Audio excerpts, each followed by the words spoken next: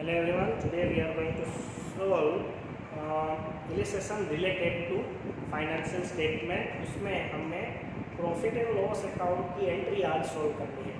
Last session में, last video में हमने प्रॉफिट एंड लॉस अकाउंट का फॉर्मेट पूरा समझा था। बैलेंस शीट हो गई, उसके बाद profit and loss account, statement of profit and loss account का फॉर्मेट भी हो गया। तो आज उसके थोड़े एंट्रीज जो है थोड़ी वो उसके रिलेटेड इलस्ट्रेशन कर लेते हैं, तो आपको वो सारे क्लियर हो जाए। फॉर्मेट दो ही फॉर्मेट है, एक बैलेंस शीट और एक statement of profit and loss. Okay, तो वो जो प्रॉफिट एंड लॉस अकाउंट की जो एंट्रीज है वो इलस्ट्रेशन नंबर 14 से स्टार्ट हो रही है। पेज नंबर 1.44 फर्स्ट चैप्टर ही है हमारा, थर्ड पार्ट का। उसमें इलस्ट्रेशन नंबर 44 है। मैं क्वेश्चन रीड करता हूँ, आपको सिर्फ ये बताना है, इसमें ये देखना है कि ये एंट्री किस हेडिंग में आएगी। प्रॉफिट एंड लॉस अकाउंट जो है कंपनीज लेवल पे, उसका फॉर्मेट बहुत इजी है। रेवेन्यू फ्रॉम ऑपरेशंस, फिर अदर इनकम, दोनों का टोटल करना है। फिर एक्सपेंस के हेडिंग्स है, 6 हेडिंग्स है, याद रखना है आपको। उसके बाद एक्सपेंस का टोटल करना है, इनकम में से एक्सपेंस माइनस करना है, तो आपको मिलेगा प्रॉफिट बिफोर टैक्स। प्रॉफिट में से टैक्स माइनस करो तो आपको प्रॉफिट आफ्टर टैक्स भी मिल जाएगा। ओके, तो पहला जो 14th सम है उसमें आपको calculate revenue from operations, other income and total revenue for non financial company. उसमें दिया है सेल्स, सेल्स मतलब रेवेन्यू फ्रॉम ऑपरेशंस 12। आप देखते जाइए answer, sales revenue from operations में लिया है। सेल्स रिटर्न उसमें से माइनस करना है, हमेशा हर जगह पे हम सेल्स रिटर्न माइनस करेंगे सेल्स में से। नेट सेल्स ही आपको काउंट करना है। सेल्स ऑफ स्क्रैप जो है 25,000, वो आपको इनिशियली लगेगा ये अदर इनकम है, लेकिन यहाँ पे ये सिलेबस में हर एक जगह पे सेल्स ऑफ स्क्रैप आप गुड्स रिलेटेड ही काउंट किया है उन्होंने, तो वो आएगा मेन एक्टिविटी, मतलब रेवेन्यू फ्रॉम ऑपरेशन। आपको कहीं पे भी ये क्लियरली नहीं कहा गया है कि ये जो स्क्रैप है वो गुड्स रिलेटेड ही है, लेकिन ये आपको मान लेना है इस चैप्टर में। तो वो रेवेन्यू फ्रॉम ऑपरेशंस में ही आएगा sales of scrap. Interest on fix deposit वो भी इनकम है, अदर इनकम में आएगी। डिविडेंड अर्न वो भी इनकम है, अदर इनकम में आएगी। तो जो total revenue from operations plus sales of scrap है वो रेवेन्यू फ्रॉम ऑपरेशंस में आएगा। बाकी जो दो इनकम है वो अदर इनकम में आएगी, दोनों का टोटल रेवेन्यू मिल जाएगा। Okay, illustration number 41। Miscellaneous income दी गई है तो वो अदर में आएगी 5,000। इंटरेस्ट ऑन लोन जो है वो भी अदर में आएगा। इंटरेस्ट ऑन लोन, सॉरी, ऊपर आपको बोला गया है calculate revenue from operations, other income and total revenue for a financial company. अगर फाइनेंशियल कंपनी है तो आपका जो भी एंट्री है, आपकी जो मेन एक्टिविटी है वो बदल जाएगी। तो इंटरेस्ट या फिर रेंट या फिर ऐसी कोई एंट्रीज हो तो आपको फाइनेंशियल है या फिर नॉन फाइनेंशियल है वो आपको चेक करना पड़ेगा। इंटरेस्ट फाइनेंशियल कंपनी के लिए मेन एक्टिविटी है, इसलिए रेवेन्यू फ्रॉम ऑपरेशंस में आएगा। डिविडेंड भी उसके लिए मेन एक्टिविटी है, वो भी रेवेन्यू फ्रॉम ऑपरेशंस में आएगा।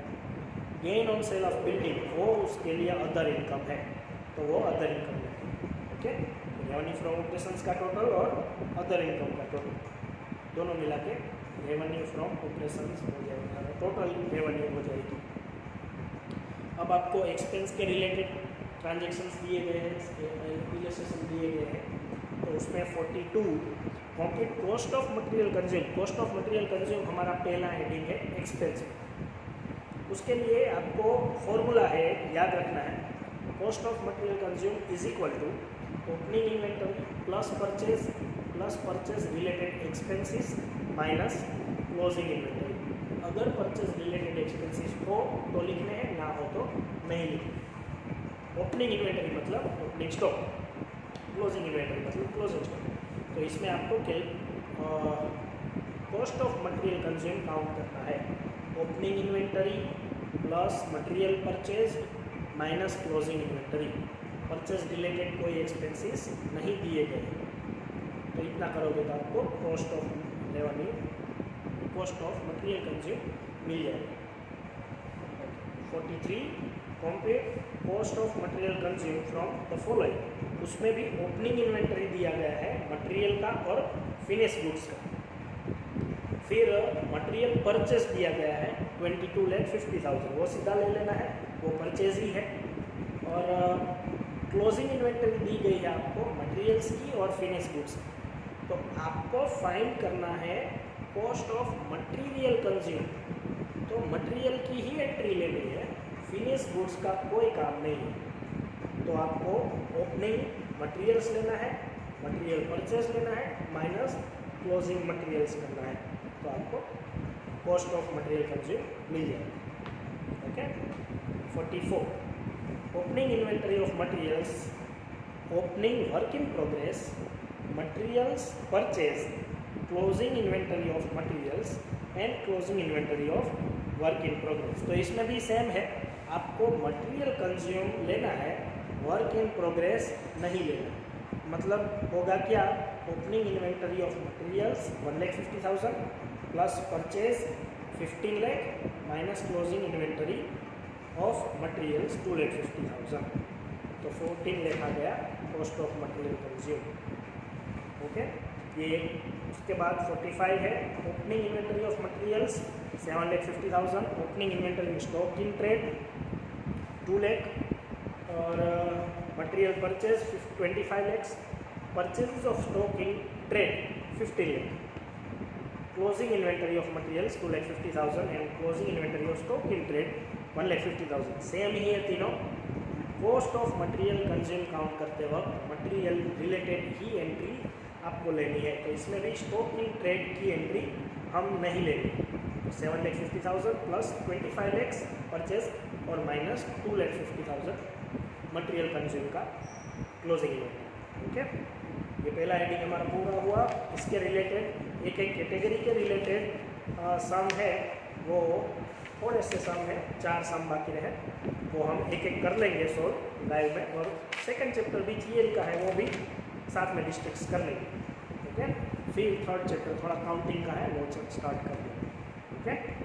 Thank you.